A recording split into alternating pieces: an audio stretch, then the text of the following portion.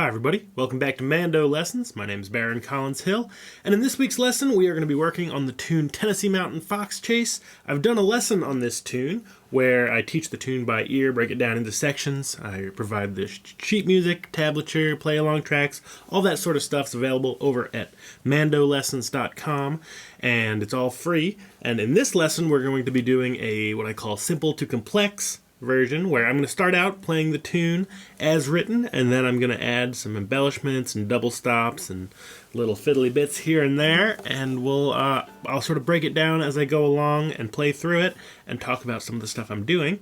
I chose Tennessee Mountain Fox Chase because it was actually just released on an album that Noah Fishman and I put together called Safe Harbor. It's a great record you should check out, and we did this tune on it. We had our great friend Lillian Sawyer, an amazing fiddle player, join us for this track. It's a really rockin' number on the album, and I hope you check it out. There's links in the description. Without further ado, let's jump into spicing up this tune a little bit with a simple to complex lesson. Here we go. Alright, so I'll play it through once as written and then add little bits here and there. It's kind of a notey tune. It's a little bit crooked, so I may have to slow down and sort of show you some little bits piece by piece, but we'll see as we go along here. So as written, 1, 2, 3.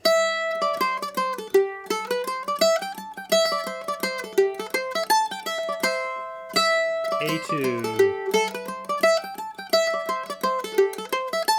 B,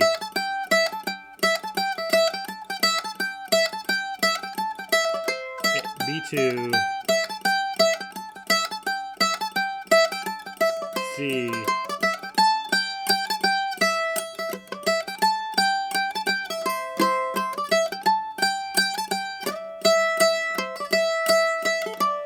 C2,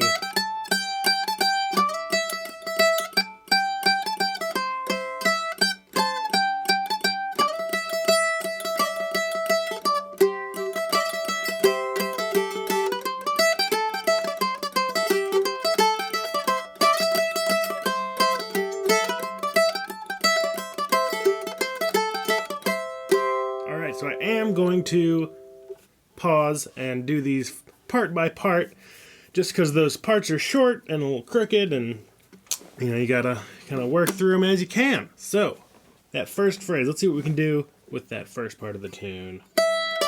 One thing I like to do is add this little double stop. That G on the D string is a great kind of multi-use double stop on lots of C tunes.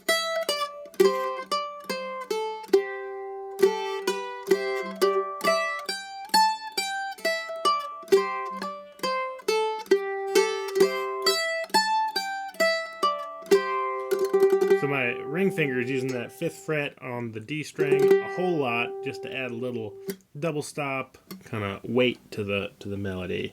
Another thing I like to do is slide. I'll do a lot of sliding throughout this tune into that open E string. So it's actually the 7th fret on the A string. Sorry, 7th on the A. You can always slide like that. It gives it a little bit of something something. And adding those slides and double stops together in the A part sounds like this.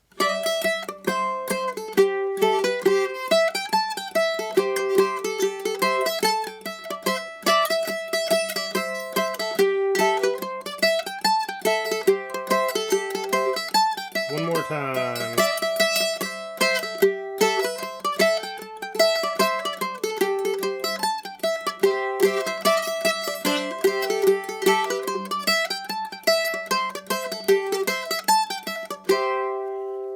Alright, moving on to the B part. It's kind of a one-phrase part.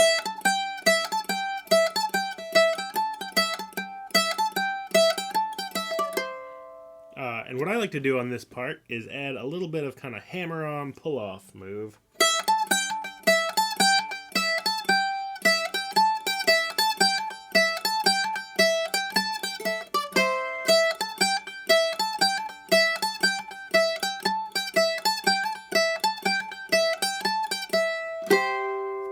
So that move is just 0, 5, 3, 5, 3, 0, I think. Let's see. Yeah.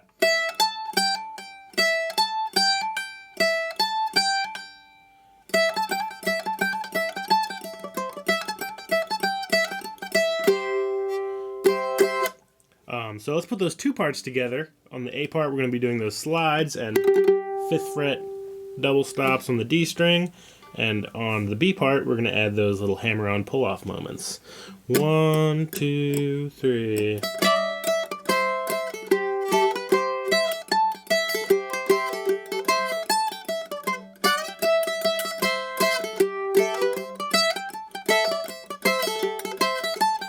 B.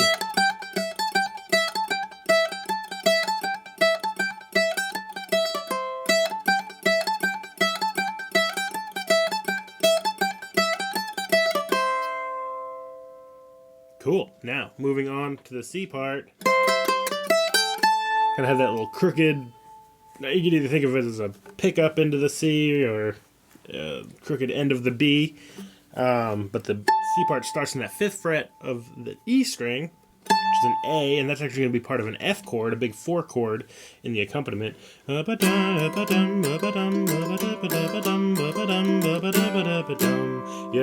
F chord and then C, then it goes to F and C and C. Yeah. That's the main idea I was trying to get across there. F on the 4 chord. Or sorry, F is the 4 chord, which is the top of the C part. So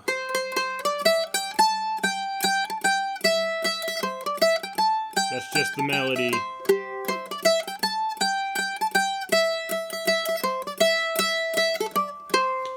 So one thing that I'll do, I like to add this double stop to really drive home that F chord. There's a couple you can do. Is the C on your A string and the F. Slide into that open E, always a good move.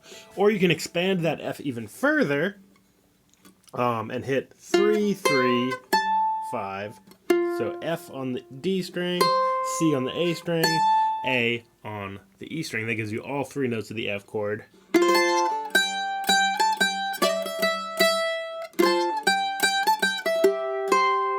That little 5 and 3 C double stop. Or you can go full chord melody on it and use this shape, which is 5, 3, 3, 5. That's sort of like your D chord, just up 3 frets and then filling in the middle. So that's, let's see, C, F, C, A, and that's going to sound like this.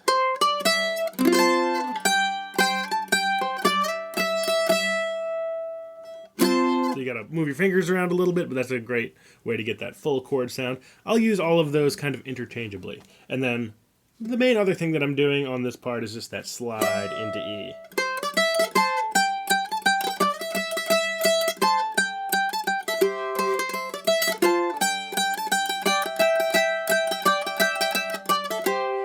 One more little thing before we loop through this tune a bunch. Sometimes I'll go into this little kind of half position. I'm not a classical player, so I don't really know the right term, if that's half position or not. Maybe somebody can tell me in the comments. But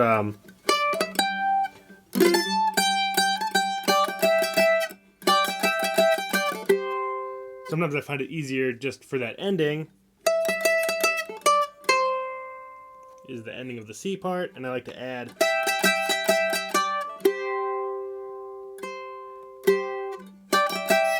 that's a G above on the E string, and then back to my 5 on the D string and 3 on the A string, and at some point you have to shift back,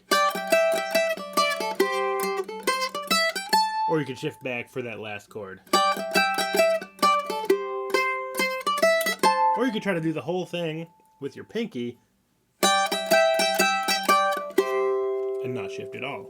Lots to think about there. Alright, so let's loop this tune. I've talked about a lot of different stuff. As a recap, I'm using a lot of that 5th fret double stop on the A string and sliding into the E. On the B part, that hammer-on pull-off mood. And in the C part, we have that F chord of your choice and sliding into the open E and that little double stop at the end if you want. So, without further ado, 1, 2, here we go.